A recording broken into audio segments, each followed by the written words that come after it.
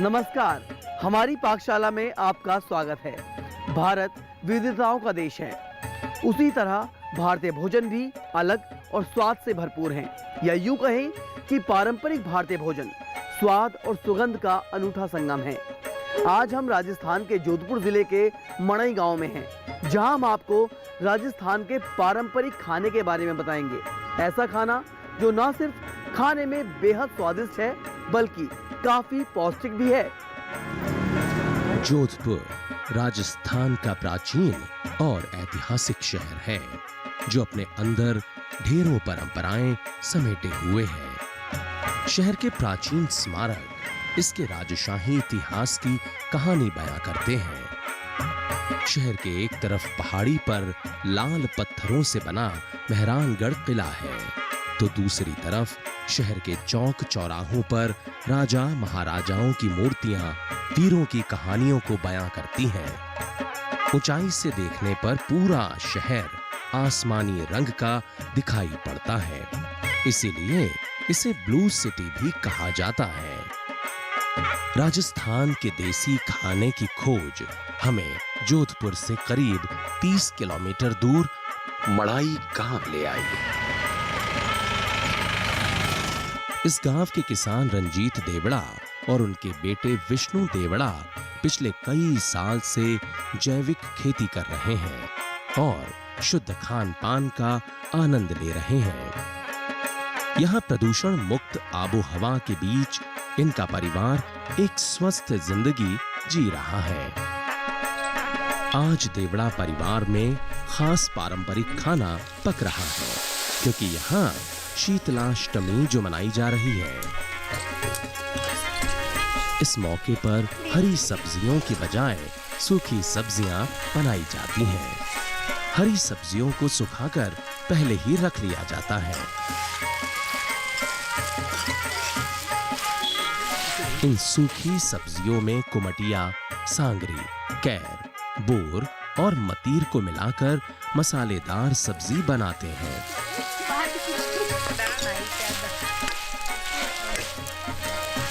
जिसे राजस्थानी भाषा में पंचकूट कहते हैं।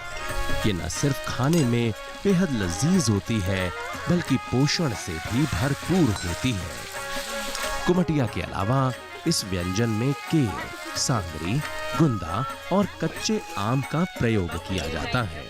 ये 5 फल और फलियां राजस्थान की संस्कृति में इतनी रची बसी हैं कि कवियों ने इन पर कविताएं भी गढ़ी हैं। मसलन कैर, कुमटिया, सांगरी, काचर, बोर, मतीर, तीनों लोका नह मिले तरसै देव अखीर। इसका मतलब है ये व्यंजन राजस्थान के अलावा तीनों लोकों में नहीं मिलते और देवता भी इनके लिए तरसते हैं।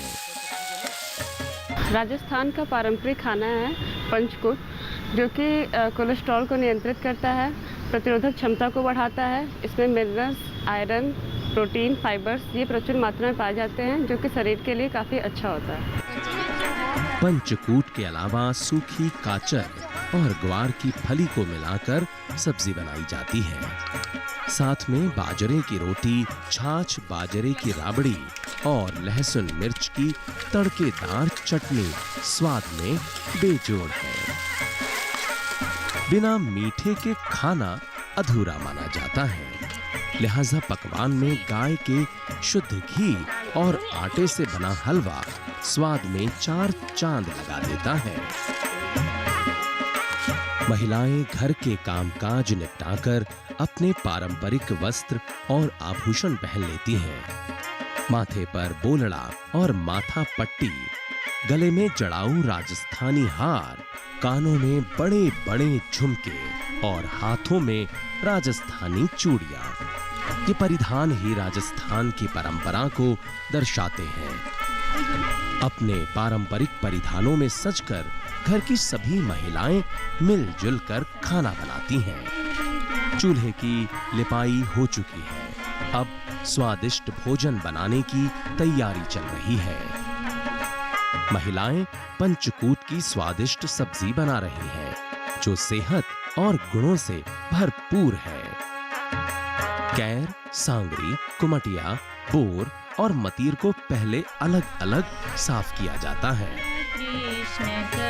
इस दौरान महिलाएं मंगल गीत और भजन गाकर आनंद भी ले रही हैं।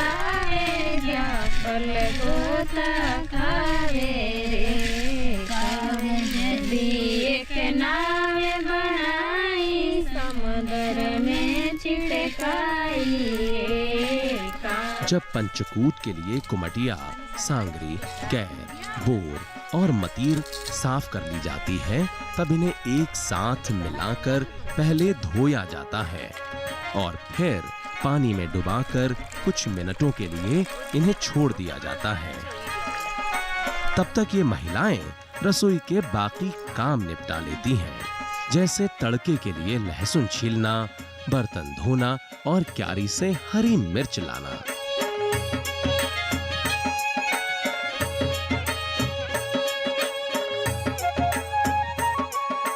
पंचकूट के अलावा राजस्थान में काचर और सूखी फली की सब्जी भी शौक से खाई जाती है। चूंकि काचर और फली दोनों पहले ही सुखा कर रख ली गई थीं, लिहाजा इन्हें भी साफ करके कुछ मिनटों के लिए पानी में डुबाना पड़ता है। जब सारी सब्जियां पानी में भीगकर नरम हो जाती हैं, फिर इनमें लहसुन का तड़का लगाया जाता है।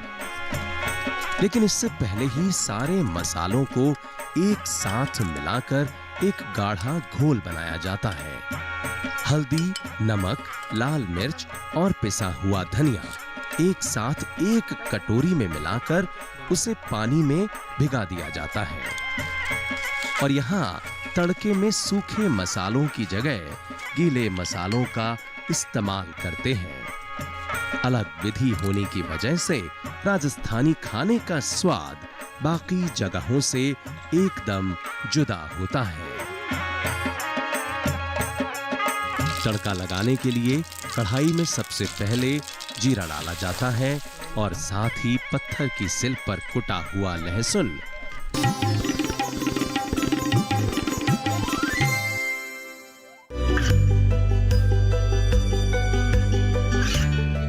गांवों और पिछड़े क्षेत्रों में सरकारी योजनाओं की जानकारी पहुंचा। देश में कौशल और क्षमता विकास कर ग्रामीणों को सामाजिक बदलाव और विकास से जोड़ने की दूरदर्शन किसान की पहल चौपाल चर्चा देखें सोमवार से शुक्रवार सुबह 9 बजे।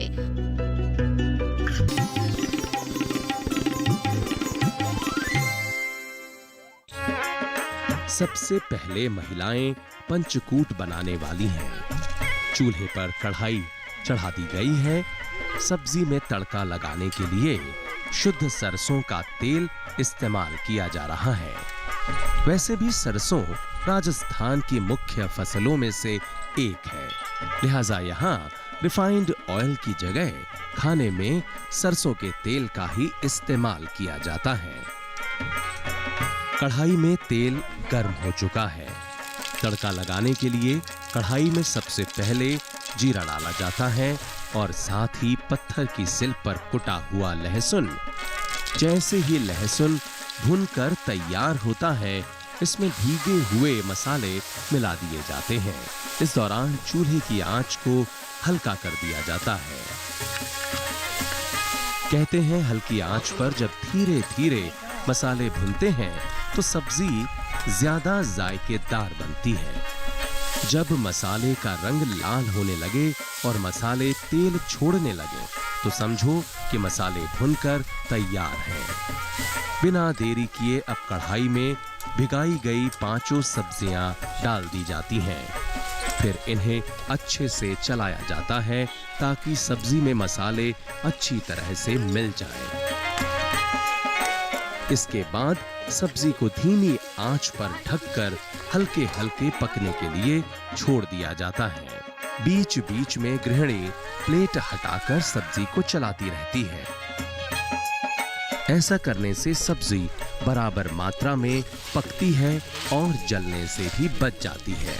करीब 15 से 20 मिनट तक पकने के बाद सब्जी पूरी तरह गल चुकी है और इसकी खुशबू भी बेहद लाजवाब है। यानी सब्जी बनकर तैयार है। सब्जी में हल्की खटास लाने के लिए इसमें थोड़ी सी दही मिला दी जाती है।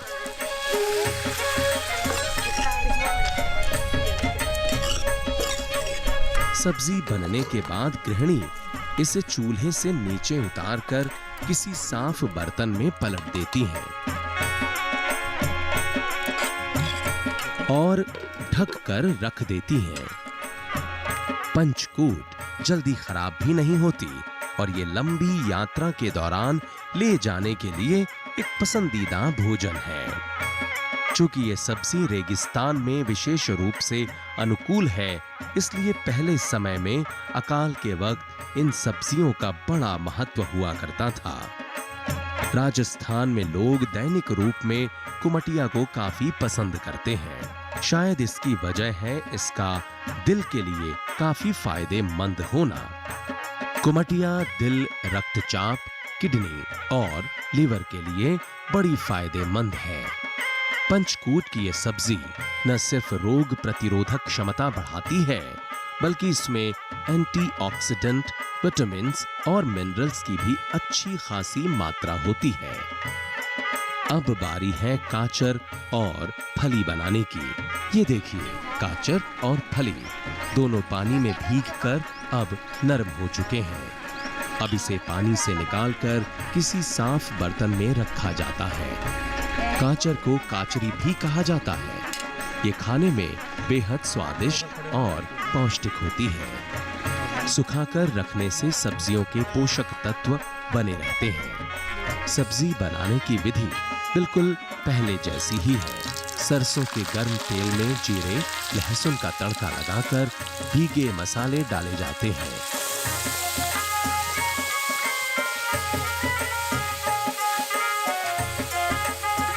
स्वाद को थोड़ा अलग बनाने के लिए तड़का लगाने की विधि थोड़ी निराली है। लहसुन को बजाय सिल पर कूटने के इस बार चाकू से महीन टुकड़ों में काट दिया गया है। ऐसा करने से भी सब्जी का स्वाद जुदा हो जाता है। इस बार ये सब्जी कटे हुए लहसुन से बनाई जा रही है। मसाले भुनकर तैयार हैं। अब इनमें काचर और फली डालकर अच्छे से मिलाया जा रहा है। इसे भी धीमी आंच पर ढककर पकाया जाएगा। करीब 20 मिनट में ये सब्जी भी बनकर तैयार हो गई है। सब्जी को कढ़ाई से निकालकर दूसरे बर्तन में रखा जाता है। फली और काचरी की सब्जी होती ना, फली वो सुखा देते हैं, फिर बाद में कभी भी इमरजेंसी होती ना, गांव से शहर से घर दूर होता है तो कोई सब्जी लाई हुई नहीं होती है, तो इस सांगरी और फली काचर इमरजेंसी में कभी भी बना सकते हैं। लाने की जरूरत नहीं है हरी सब्जी। पारंपरिक खाना बनाने के लिए राजस्थान में अभी भी पारंपरिक बर्तनों का ही इस्तेमाल किया जाता है। इनमें पीतल, तांबा, लोहे और मिट्टी से बने बर्तनों को ही सबसे शुद्ध माना जाता है। वैज्ञानिक भी इस बात को मानते हैं कि ऐसे बर्तनों में बना खाना ज्यादा सेहतमंद होता है।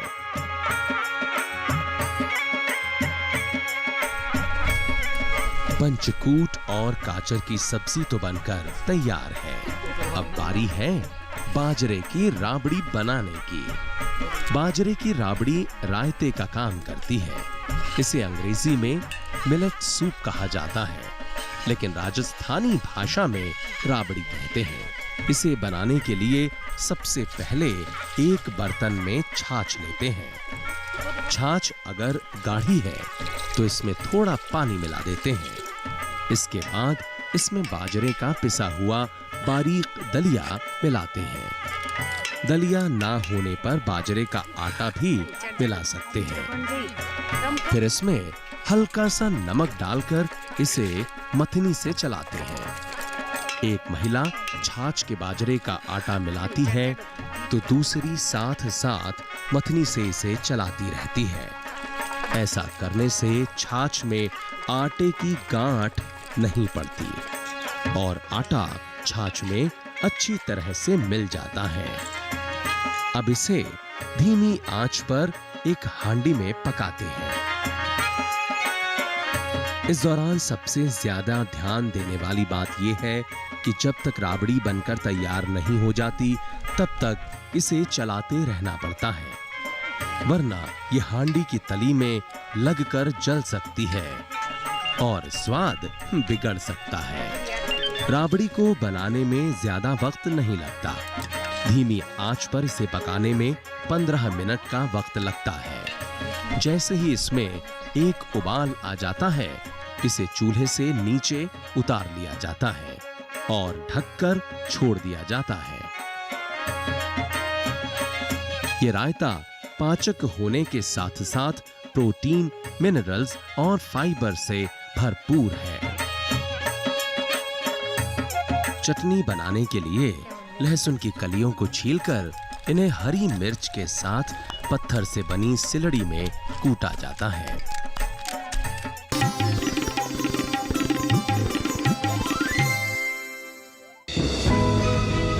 ये कामयाबी है अन्नदाता की।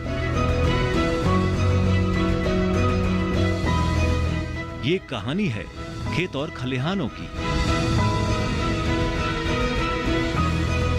कैसे करें अपने पशुओं की देखभाल, जानिए गांव-गांव के किसानों का हाल। देखिए गांव किसान सोमवार से शुक्रवार दोपहर 12:05 पर।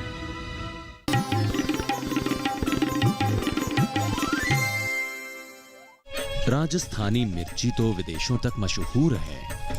राजस्थानी लोग भी मिर्ची का इस्तेमाल खाने में खूब करते हैं। यहाँ हरी मिर्च और लहसुन की चटनी सबसे अनोखे तरीके से बनाई जाती है और खाने में भी इसका स्वाद सबसे जुदा होता है।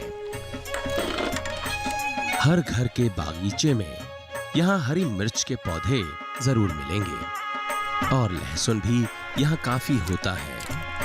चटनी बनाने के लिए लहसुन की कलियों को छीलकर इन्हें हरी मिर्च के साथ पत्थर से बनी सिलड़ी में कूटा जाता है। यहाँ देसी भाषा में इसे सिलड़ी और खल कहते हैं,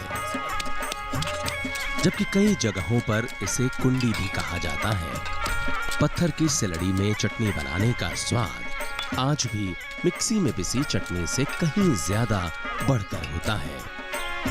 हरी मिर्च और लहसुन के साथ धनिये और लहसुन के पत्ते चटनी में मिलाए जाते हैं और स्वादानुसार नमक मिलाकर एक साथ इन्हें कूटा जाता है।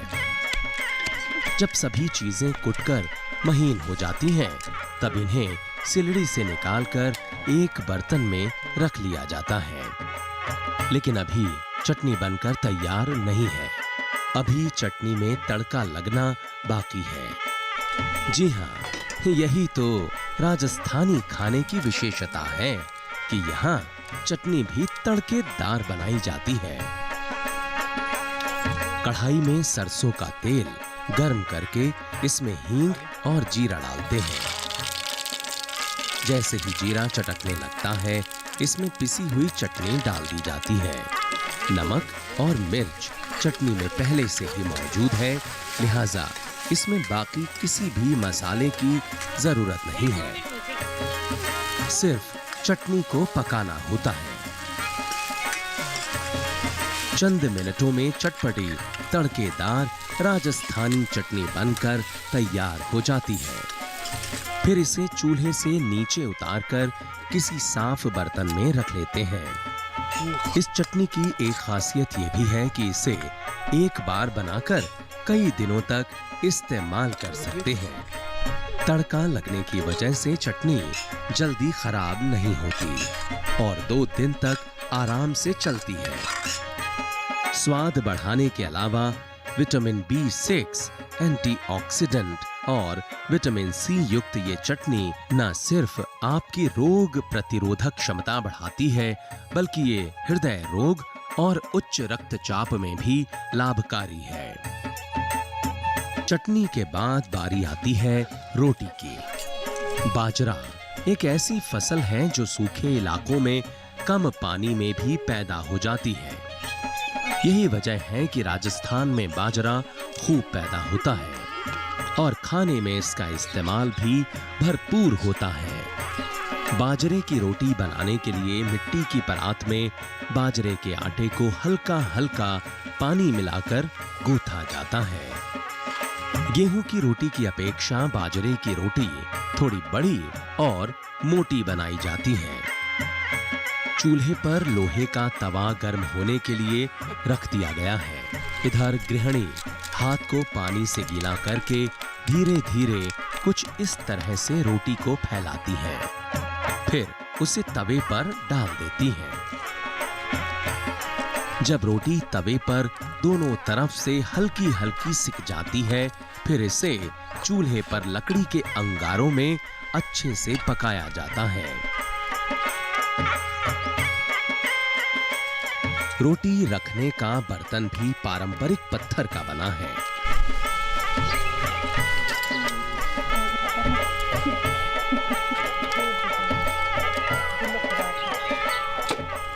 अब सारे व्यंजन बनकर तैयार हैं, लेकिन अगर खाने में कुछ मीठा ना हो तो उसे अधूरा माना जाता है।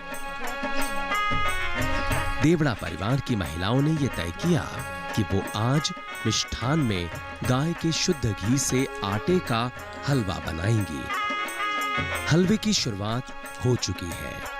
एक बर्तन में गेहूं का आटा और उसके समान मात्रा में चीनी और घी रख लेते हैं।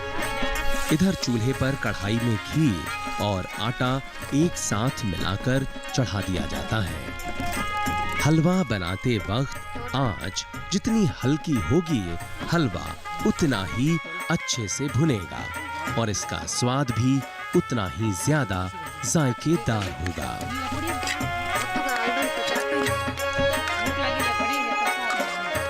धीरे धीरे घी में आटा भुनकर जब हल्का लाल होने लगे और इसमें सोंधी सोंधी खुशबू आने लगे, तो समझ लो कि आटा भुनकर तैयार है। जितनी मात्रा में आटा लिया गया था, उससे 4 गुना ज्यादा मात्रा में उसमें पानी डाल दिया जाता है। हलवे में पानी पड़ते ही उसमें गांठें पड़ने की संभावना रहती है, लिहाजा इसे खूब अच्छे से चलाना पड़ता है। कुछ ही देर में हलवे का सारा पानी सूख जाता है, फिर इसमें शक्कर मिलाई जाती है। लीजिए, अब गाय के शुद्ध घी का हलवा बनकर तैयार है। इसकी एक पहचान ये भी है कि जब कढ़ाई के किनारों पर हलवे से घी छूटने लगे तो मान लो कि हलवा बनकर तैयार है। जो हलवा बन रहा है तो उसमें घी हमारा पड़ रहा है, आटा जो उग रहा है हमारे खेत में ही गेहूँ उग रहा है, उसी का हम आटा बना रहे हैं और बाहर हम पिसवाते नहीं, हम खुद ही यहाँ पीसते हैं और खुद ही आटा बनाते हैं। उसी आटे से हमने हलवा बनाया, तो पूर्णतः वो हलवा हमारा पूरा 200% जैविक हलवा बना था। स्वाद के लिए कुछ लोग इसमें काजू और बादाम भी डालते हैं, लेकिन बिना मेवे के भी इसका स्वाद बेजोड़ है। इस हलवे में कार्बोहाइड्रेट, प्रोटीन, मिनरल्स के साथ साथ मैग्नीशियम और रक्त प्रवाह में लाभकारी पोटेशियम भी है। यह हलवा ऊर्जा का अच्छा स्रोत तो है ही, साथ ही इसमें मौजूद वसा आपके शरीर के जोड़ों को भी बल प्रदान करती है। अब सारा खाना बनकर तैयार है। अभी भी यहाँ मिट्टी के बर्तनों में खाना पकाया जाता है। ऐसा इसलिए भी है कि मिट्टी के बर्तन में जो भोजन पकता है उसमें पोषक तत्व नष्ट नहीं होते। जिस तरह राजस्थानी खाने को अलग अंदाज में बनाया जाता है, ठीक वैसे ही इसे परोसने और खाने का तरीका भी एकदम जुदा है। जमीन पर आसन बिछाकर एक चौकी लगाई जाती है। जमीन पर बैठकर खाना खाना राजस्थान की पुरानी परंपरा है। सामने चौकी पर थाली रखकर उसमें व्यंजन परोसे जाते हैं। पहले घर के पुरुषों को भोजन परोसा जाता है, बाद में महिलाएं एक साथ मिलकर भोजन करती हैं।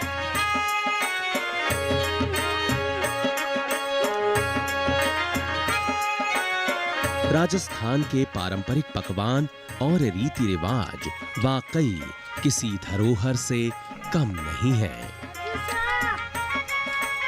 इस लाजवाब और स्वास्थ्यवर्धक भोजन को आप भी अपने घर में बनाकर इसका लुत्फ उठा सकते हैं। हमारे पारंपरिक बर्तन, चूल्हे, सिलबट्टा, बांस का छाछ, सब कुछ अब पूरे देश में उपलब्ध है। तो दर्शकों, हमारी पाकशाला में आज बस इतना ही। फिलहाल हमें दीजिए इजाजत। अगले हफ्ते एक नई जगह और अनोखे पारंपरिक स्वादिष्ट खान पान के साथ फिर हाजिर होंगे आपके सामने। तब तक के लिए नमस्कार। जय भारत, जय किसान। उत्तराखंड में गेत तूर की दाल, चैसू, मंडवा की रोटी, झिंगोरा खीर, लाल कद्दू का दही रायता और भट्ट की चटनी पारंपरिक भोजन है।